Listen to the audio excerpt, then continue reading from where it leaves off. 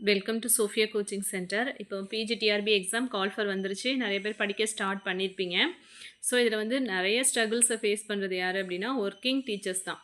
So நீங்கள் வந்து உங்களோட ப்ரிப்ரேஷன் டைம் வந்து ஃபிக்ஸ் பண்ணிக்கோங்க. எப்பொழுதும் எந்திரிக்கிற டயத்தை விட 1 hour பிஃபோர் வந்து எழுந்திரிச்சா அந்த டயத்தை வந்து ப்ரிப்ரேஷன் டைமாக ஃபிக்ஸ் பண்ணிக்கலாம். ஆர் வந்து நைட்டு வந்து தூங்குறதுக்கு வந்து லேட்டாக 1 hour தூங்கலாம். அந்த 1 hour வந்து ப்ரிப்ரேஷன் டைமாக ஃபிக்ஸ் பண்ணிக்கோங்க. எல்லா சப்ஜெக்ட்டுமே இப்போ வந்து ஆன்லைனில் வந்து டீச்சிங் போயிட்டு தான் இருக்குது. இப்போ யூடியூப் சேனல் ஓப்பன் பண்ணிங்க அப்படின்னா உங்கள் சப்ஜெக்ட் போட்டிங்க அப்படின்னா எல்லா சேனல்லையுமே வந்து என்ன அப்படின்னா உங்கள் சப்ஜெக்ட்டுக்கான கிளாஸஸ் வந்து போயிட்டு தான் இருக்குது.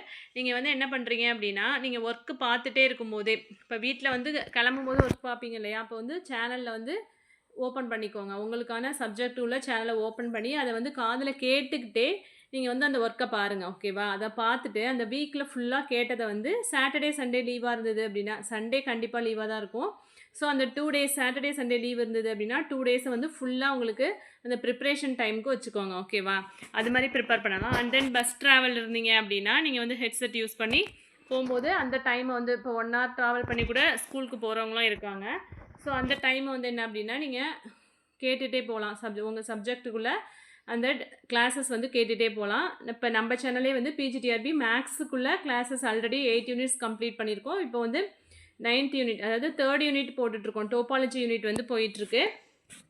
ஸோ அது மாதிரி சேனலில் போடுற வீடியோஸ் வந்து நீங்கள் காதால் கேட்டுகிட்டே வந்து உங்களோட டைமை வந்து நல்லா யூட்டிலைஸ் பண்ணிக்கலாம். யூட்டிலைஸ் பண்ணிட்டீங்க அப்படின்னா அது கொஞ்சம் யூஸ்ஃபுல்லாக இருக்கும்.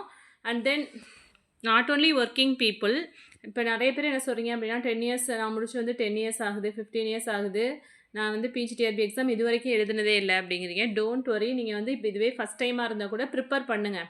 ப்ரிப்பேர் பண்ணால் கண்டிப்பாக வந்து அச்சீவ் பண்ணலாம். இதில் வந்து யூனிவர்சிட்டி ரேங்க் ஹோல்டராக இருந்தாலும் சரி, நீங்கள் எதுவாக இருந்தாலும் அதெல்லாம் பற்றி யாருமே கன்சிடர் பண்ணாதீங்க. நீங்கள் இப்போ என்ன ப்ரிப்ரேஷன் போடுறீங்களோ அந்த எக்ஸாம் ஹாலில் 3.5 hours நீங்கள் போடுற அந்த எஃபோர்ட் தான் வந்து என்ன அப்படின்னா உங்களோட ரிசல்ட்டு. ஓகே, ஸோ கண்டிப்பாக கான்ஃபிடென்ட்டாக படிங்க. அது மாதிரி எனக்கு வந்து ஏஜ் 45+ இருக்கேன், எழுதலாமா அப்படின்லாம் கேட்குறீங்க.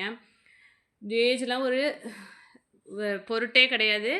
நீங்கள் கண்டிப்பாக அட்டன் பண்ணுங்கள். August 12 தான் வந்து உங்களுக்கு லாஸ்ட் டேட் கொடுத்துருக்காங்க. ஸோ அதுக்குள்ளே உங்களோட அப்ளிகேஷன் ஃபார்மை ஃபில் பண்ணி சென்ட் பண்ணிவிடுங்க. ஸோ என்னென்ன சர்டிஃபிகேட், ஒரு 14 சர்டிஃபிகேட் போல் கேட்டிருக்காங்க. ஸோ என்னென்ன சர்டிஃபிகேட் அந்த அனெக்சர் ஃபுல்லாக வந்து படிங்க. என்னென்ன டீட்டெயில்ஸ் கொடுத்துருக்காங்க அப்படிங்கிறத ஃபுல்லாக படிச்சுட்டு அந்த டீட்டெயில்ஸ் எல்லாமே கரெக்டாக ஃபில் பண்ணி சென்ட் பண்ணுங்கள். அதுக்கப்புறம் எதுவும் கரெக்ஷன் இருந்தால் கூட அவங்க டேட் கொடுத்துருக்காங்க. அந்த டேட்டில் வந்து நம்ம கரெக்ஷன் பண்ணி சென்ட் பண்ணுறதுக்கும் அதுக்கெலாம் வாய்ப்பு இல்லாமல் நீங்கள் ஃபஸ்ட் டைம் பண்ணும்போதே வந்து கரெக்டாக பண்ணுற மாதிரி எல்லாமே கரெக்டாக ஃபில் பண்ணி சென்ட் பண்ணுங்கள். ஸோ உங்களோட ப்ரிப்ரேஷனை வந்து என்ன அப்படின்னா வேல்யூபிளாக பண்ணுங்கள். ப்ரீவியஸ் இயர் கொஷின்ஸ்லாம் வந்து அனலைஸ் பண்ணி பாருங்கள். ஸோ ப்ரீவியஸ் இயர் கொஷின்ஸை பார்த்தா தான் உங்களுக்கு வந்து ஒரு ஐடியா கிடைக்கும். ஸோ எந்த மாதிரி கொஷின்ஸ் கேட்டிருக்காங்க. இப்போ வந்து 2001லேருந்து 2006 வரைக்கும் உள்ள கொஷின்ஸ்லாம் வந்து ரொம்ப ஈஸியாக இருக்கும். அதாவது டேரக்ட் கொஷின் மட்டும்தான் வந்திருக்கும். பட் இப்போ 2022 கொஷினை வந்து பார்த்தீங்க அப்படின்னா அதில் வந்து கொஞ்சம் கான்செப்ட் வந்து கொஞ்சம் இதாக ஹார்டாக தான் கேட்டிருப்பாங்க. ஸோ அந்த கொஷின்ஸ்லாம் பார்த்தா தான் இப்போ உள்ள கொஷின்ஸ்லாம் எப்படி இருக்குது, எப்படி கொஷின்ஸ் வந்து செட் பண்ணுறாங்க அப்படிங்கிற ஐடியா தான் உங்களுக்கு கிடைக்கும்.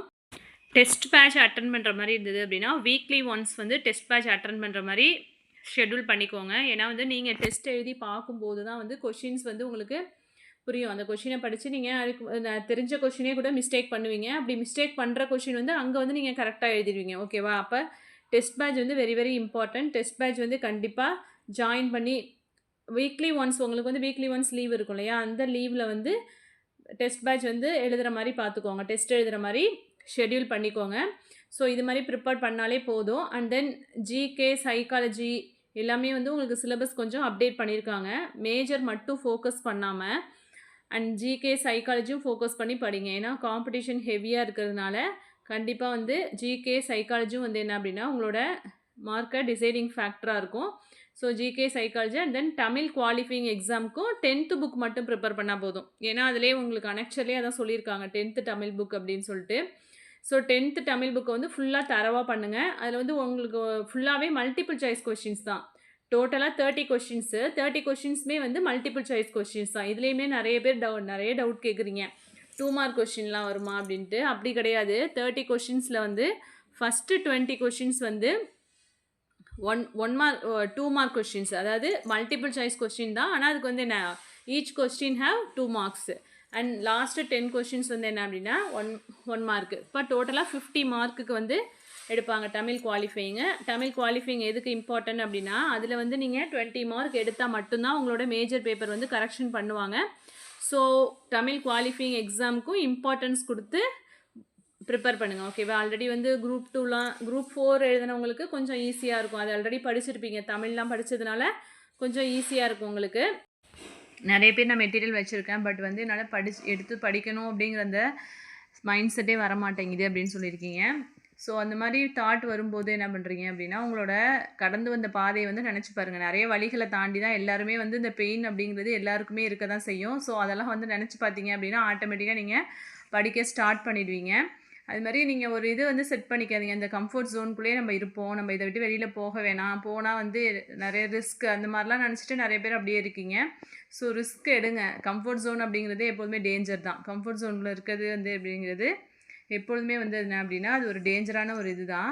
ஸோ இதை விட்டு நீங்கள் வெளியில் வந்து ரிஸ்க் எடுத்து அதில் சக்ஸஸ் ஆகும்போது உங்களோட லைஃப் ஸ்டைலே டோட்டலாக சேஞ்ச் ஆக போகுது அப்படிங்க அதெல்லாம் வந்து நீங்கள் நினச்சி பாருங்கள். அண்ட் தென் உங்களுக்கு மைண்ட் செட் பண்ணிக்கோங்க. இப்போ நம்மளுக்கு செப்டம்பர் 28 தான் வந்து எக்ஸாம் நடக்க போகுது. நம்மளுக்கு வந்து அன்றைக்கி கிடையாது எக்ஸாம், இப்போ போஸ்ட்போன் ஆயிடுச்சு. பட் நீங்கள் வந்து மைண்ட் செட் பண்ணிக்கோங்க, அன்றைக்கி தான் எக்ஸாம் நடக்க போகுது அப்படின்னு செட் பண்ணிவிட்டு நீங்கள் படிக்க ஸ்டார்ட் பண்ணிவிடுங்க. இப்போ 2.5 மந்த்ஸ் தான் இருக்குது அப்படின்னு மைண்டை செட் பண்ணிவிட்டு படிக்க ஸ்டார்ட் பண்ணிங்க அப்படின்னா அதுக்குள்ளே உங்களால் எவ்வளோ கவர் பண்ண முடியுமோ கவர் பண்ணிவிட்டு நெக்ஸ்ட்டு அதை வந்து ரிவிஷனுக்கு வச்சுக்கோங்க. அதே மாதிரி படிக்கும்போது ஒரு யூனிட் கம்ப்ளீட் பண்ணிட்டீங்க அப்படின்னா அதை அப்படியே விட்டுட்டு நெக்ஸ்ட் யூனிட்டுக்கு போகக்கூடாது. ஃபஸ்ட் யூனிட்டு ஃபுல்லாக கம்ப்ளீட் பண்ணிட்டேன் அப்படின்னா அதை திருப்பி ரிவைஸ் பண்ணணும். ரிவிஷன் ஃபுல்லாக முடிச்சுட்டு அதுக்கு ரிலேட்டடாக ஹிண்ட் எடுத்து வச்சுக்கணும். தனியாக ஒரு நோட் போட்டு ஹிண்ட் எடுத்து வச்சுக்கோங்க. Side by side GK, psychology, Tamil qualifying exam அதுக்கெலாம் ஆஃப் அன் ஹவர் அதுக்கெல்லாம் ஸ்பெண்ட் பண்ணி படிங்க. அது மாதிரி ரிவிஷனுங்கிறது வெரி வெரி இம்பார்ட்டன்ட். ஏன்னா 1 யூனிட் முடிச்சுட்டு நீங்கள் செகண்ட் யூனிட் கம்ப்ளீட் பண்ணிடுவீங்க. பட் ஃபஸ்ட் யூனிட் வந்து என்ன அப்படின்னா மறந்து போயிடும். எல்லாருக்குமே இது வந்து என்ன யூனிவர்சல் ஃபேக்ட் தான். அது எல்லாருக்குமே என்ன அப்படின்னா மறதிங்கிறது இருக்கிறது தான். ஸோ அதை வந்து கிளியர் பண்ணணுன்னா என்ன பண்ணணுன்னா ஒரு யூனிட் முடிஞ்சோடனே ரிவிஷன் பண்ணுங்கள். நெக்ஸ்ட்டு செகண்ட் யூனிட் கம்ப்ளீட் பண்ணிவிட்டு ஃபஸ்ட்டு அந்த 2 யூனிட்ஸையும் சேர்த்து ரிவிஷன் பண்ணணும். ஸோ இந்த மெத்தட் ஃபாலோ பண்ணி படிங்க, கண்டிப்பாக உங்களுக்கு மறக்காது. அண்ட் தென் டெஸ்ட் பேட்ச் வந்து ஜாயின் பண்ணி வீக்லி ஒன்ஸ் டெஸ்ட் எழுதுகிற மாதிரி பார்த்துக்கோங்க. ப்ரீவியஸ் இயர் கொஷின்ஸ் அனலைஸ் பண்ணுங்கள். நம்ம சேனலில் பிஜிடிஆர்பி மேக்ஸ் ஆல்ரெடி வந்து கிளாஸஸ் வந்து போட்டுட்டு தான் இருக்கோம். PGTRB maths full unit material அவைலபிளாக இருக்குது. வேணும் அப்படின்னா 9363639938 இந்த நம்பருக்கு வாட்ஸ்அப் பண்ணுங்கள். வேறு எதுவும் டவுட்ஸ் இருந்ததுன்னா கமெண்ட் செக்ஷனில் கமெண்ட் பண்ணுங்கள். தேங்க்யூ.